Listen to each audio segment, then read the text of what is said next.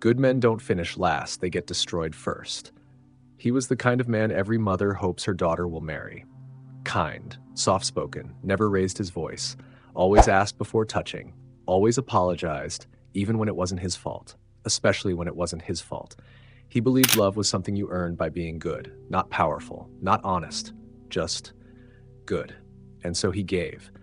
He gave more than anyone asked, more than she deserved, more than he could afford, emotionally. She was wild, magnetic, beautiful in that dangerous way that makes you forget how to think. She didn't love him, not really, but he made her feel adored, worshipped, like a goddess wrapped in red flags. And that's all some people want. Not love, but the feeling of being above it. He told himself she was just misunderstood, that if he stayed long enough, patient enough, loyal enough, she would heal, she would soften, she would love him back. But she didn't. She drained him, gaslit him, cheated, disappeared, returned, and every time he forgave, every time he called it love. I was too nice, he told his friends. Like that explained why she broke him into someone he could no longer recognize. Like kindness was the sin. But here's the truth. It wasn't that he was too nice. It's that he was empty. And in his emptiness, he became prey. Because deep down, beneath the apologies and the flowers and the desperate self-erasure, he was a man who never met his own anger, never claimed his own shadow, never learned the difference between love and psychological servitude. You see, there's a cruel irony that Carl Jung warned us about. Until you make the unconscious conscious, it will direct your life and you will call it fate. This man, this good man, didn't fall in love. He fell into a projection. He fell in love with his own unclaimed feminine, the Anima, but she wore the face of a real woman. And the Anima, when unconscious, is not kind. She is not nurturing. She is not divine. She is chaos, wrapped in perfume. And when a man hasn't integrated her, he doesn't marry her. He's devoured by her. This is not a story about heartbreak. This is a story about unconscious bondage, about what happens when a man thinks goodness is enough and forgets to be whole. And the worst part, he still believes she was the problem. He still thinks if he just tried harder, if he'd just been nicer, it would have ended differently. But no, she was never the beginning of his tragedy. She was just the mirror, a mirror reflecting everything he had buried, his resentment, his lust, his need for control, his unspoken belief that love must be earned through suffering. This isn't just a love story, it's a psychological possession, one that Jung spent a lifetime trying to warn us about. And no one listened, because no one wants to believe the villain might be their own shadow in drag. Everyone loves the nice guy until they actually have to be with him. Then suddenly, he's boring, weak, annoying. But why? Why does the man who gives everything, who listens, who supports, who never offends, so often end up abandoned, ghosted, or cheated on? Is kindness the problem? Or is it something darker, disguised as kindness? Carl Jung didn't believe in masks for social approval. He believed in wholeness. And the nice guy is not whole. He's fractured. You see, most nice guys aren't good. They're afraid to be disliked, afraid to be rejected, afraid to be called controlling or toxic or, God forbid, masculine. And so they amputate their spine, they neuter their instincts, they replace strength with silence, clarity with passivity, honesty with apology. They mistake compliance for virtue, but kindness that comes from fear isn't kindness. It's manipulation in disguise. If I'm nice enough, she'll love me. If I don't get angry, I'll be safe. If I make her happy, she'll never leave. This is not love. This is bargaining with abandonment. The nice guy is not being selfless. He's trying to control how others feel about him by silencing who he really is. That is not goodness. That is emotional self-erasure. And women, especially toxic women, can smell it. They don't reject the nice guy because they hate kindness. They reject him because they sense, often subconsciously, that he's lying. Not to them, to himself. He's not soft, he's suppressing rage, he's not respectful, he's terrified of confrontation, he's not loving, he's addicted to being needed. Jung would call this the persona, the mask, the version of the self created to fit into society. And for the nice guy, the persona becomes a cage. But behind that mask lives the shadow, the anger he's never expressed, the desire he's ashamed of, the ego he's been taught to suppress. And here's the tragedy. The more he tries to be good, the more the shadow festers, and eventually it finds a way out. Maybe it comes out in passive aggression, or porn addiction, or quiet resentment toward the very women he claims to love unconditionally. Or maybe it comes out in who he chooses to love. Because you don't attract what you want, you attract what you are not aware of. And when a man buries his shadow, his assertiveness, his power, his rawness, he often becomes magnetized to women who embody those very traits. But twisted. Not strength, but domination. Not sensuality, but seduction as control. Not emotion, but emotional chaos. He's not in love with her. He's obsessed with the part of himself he's never met, projected onto her body. That's not romance. That's possession through projection. And here's where Jung's ideas get uncomfortable. The nice guy doesn't want a woman to love. He wants a woman to complete him, to carry all the power, confidence, sexuality, chaos that he's too afraid to own. So what does the psyche do? It chooses her. The unstable one, the dangerous one, the one who makes him feel alive finally, because she is his unintegrated soul in feminine form. The anima, the shadow woman, the archetype of everything he abandoned in himself.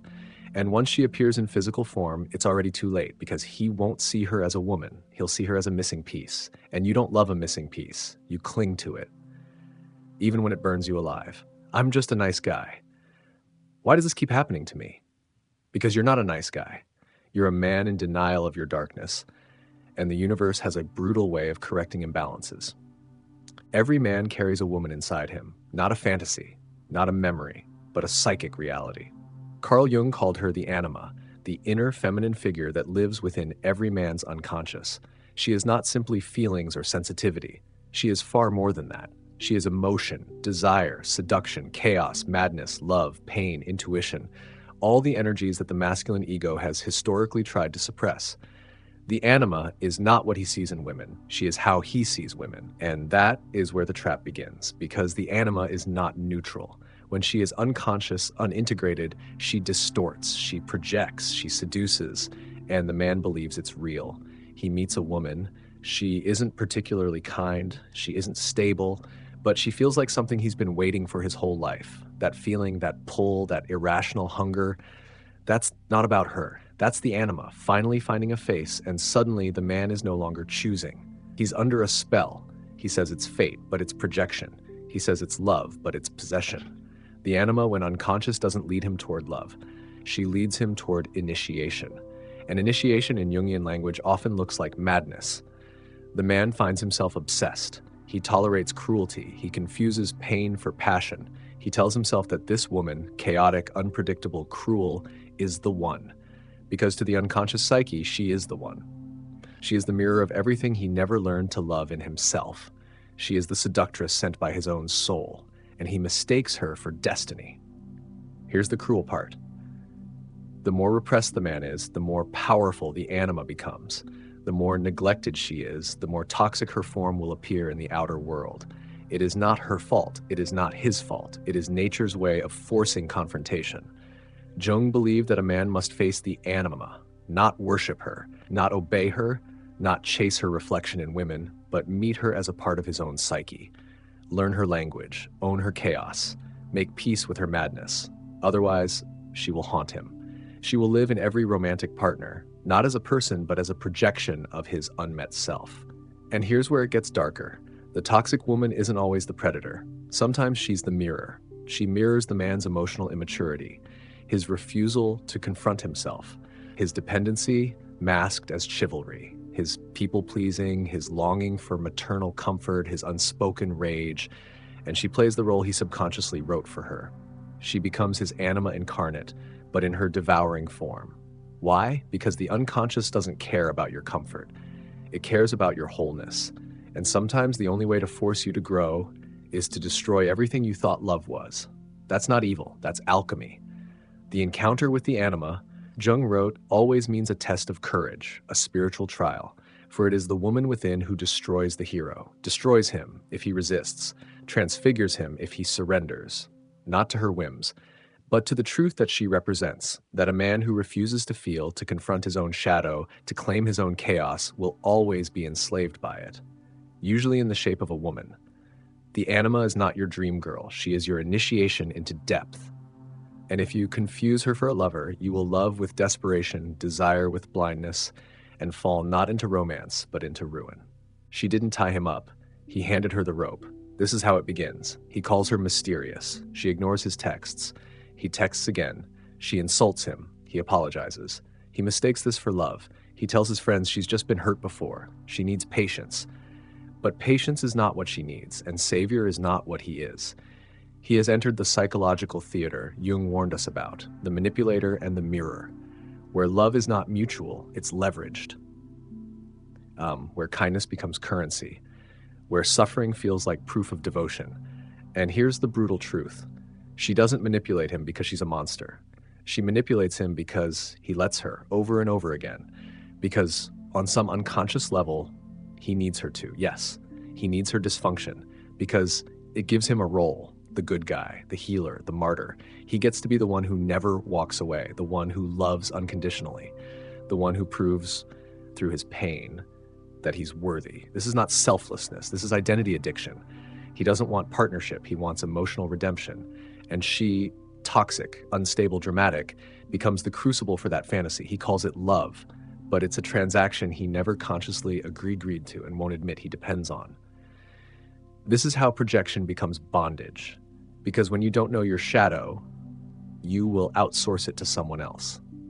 All the parts of himself he cannot face, his need to be worshipped, his fantasy of saving someone broken, his unspoken rage at never feeling chosen, he casts those parts onto her, so when she disrespects him, he can finally feel that rage, but safely, because now it has a villain, a woman to blame, a role to play.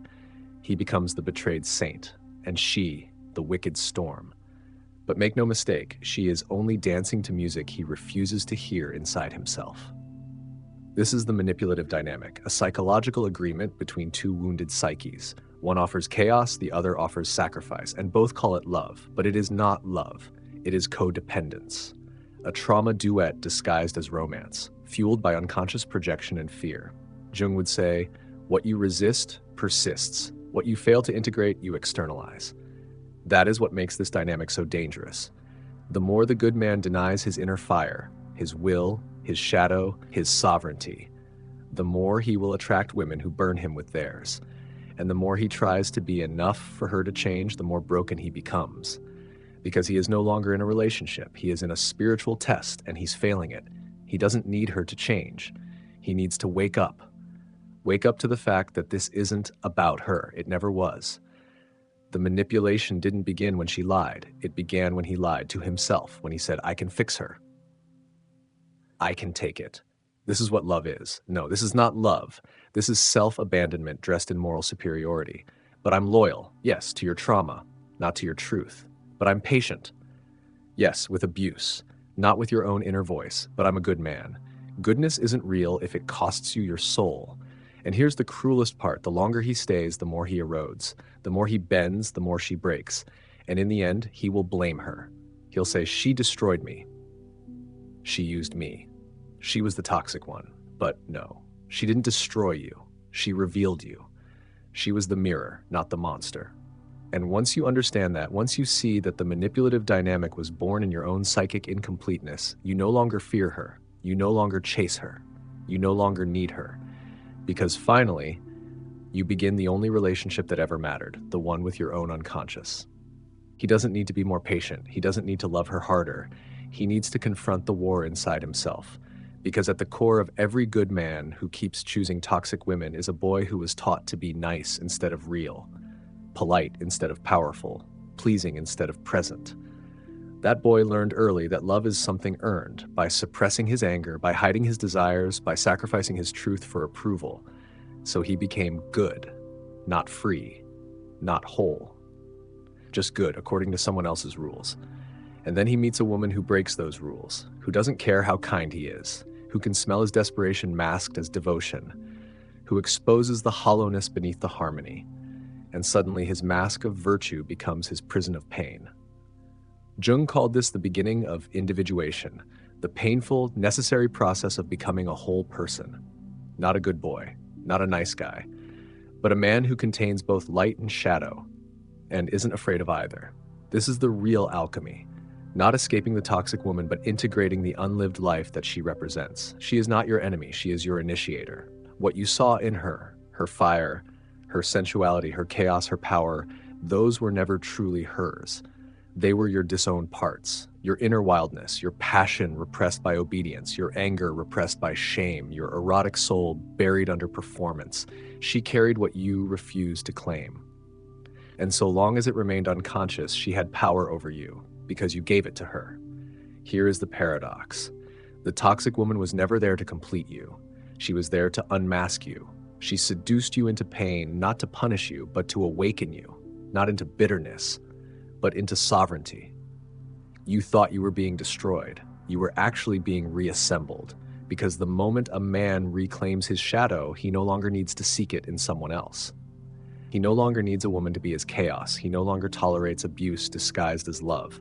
He no longer thinks loyalty means dying on someone else's emotional battlefield. Instead, he learns to hold his own fire. He reclaims his anger, not as violence, but as boundary. He reclaims his desire, not as addiction, but as aliveness. He reclaims his masculinity, not as dominance, but as rootedness.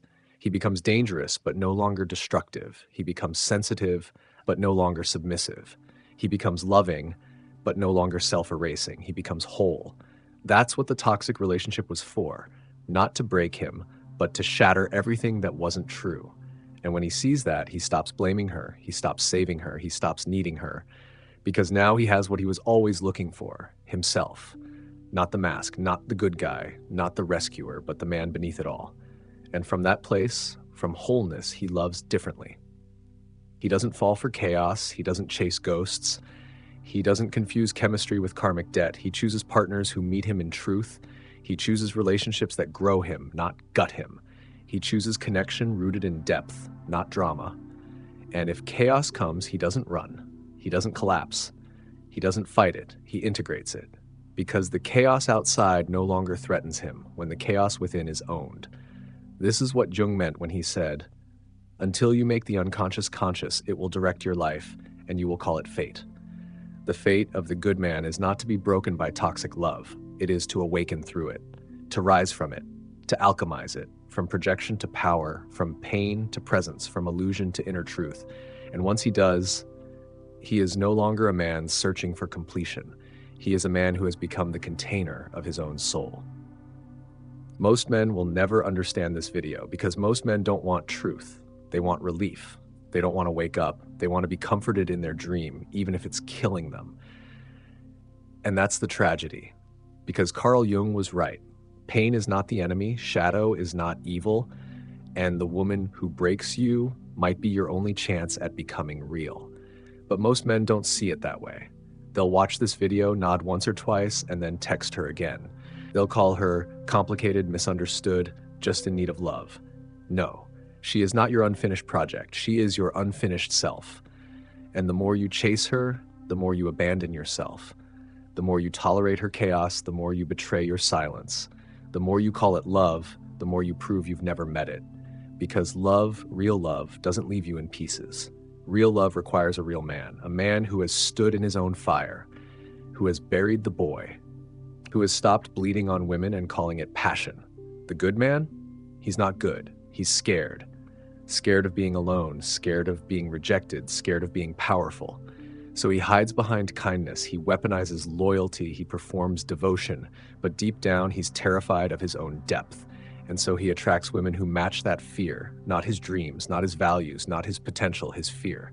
The wounded seek the wounded until one of them becomes conscious. This is why most men will keep repeating the pattern. They will date the same woman in a different body.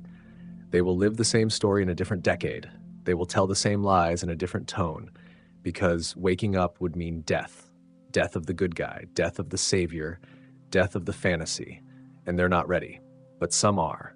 Some men, a few, are sick of the cycle. Not just heartbroken, done. Not just tired, exhausted by their own reflection.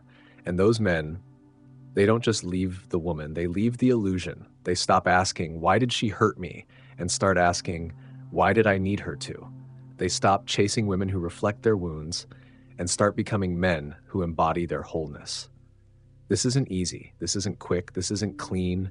You will grieve. You will rage. You will dig through memories you thought you buried, but you will find something you forgot you were born with, your fire, your clarity, your edge, your worth. And then one day you'll meet a woman. She won't need saving, she won't need fixing, she won't need to break you, and you won't need to rescue her. You won't need to prove yourself, you won't need to be the good guy. You'll just be a man, present, grounded, whole. And in that moment, you'll realize the toxic woman was not your punishment. She was your prophecy. She appeared so you could finally destroy the false you, so you could finally become you. That's why Jung was right, because the shadow isn't your enemy, it's your invitation. And the woman who broke your heart may have just saved your soul.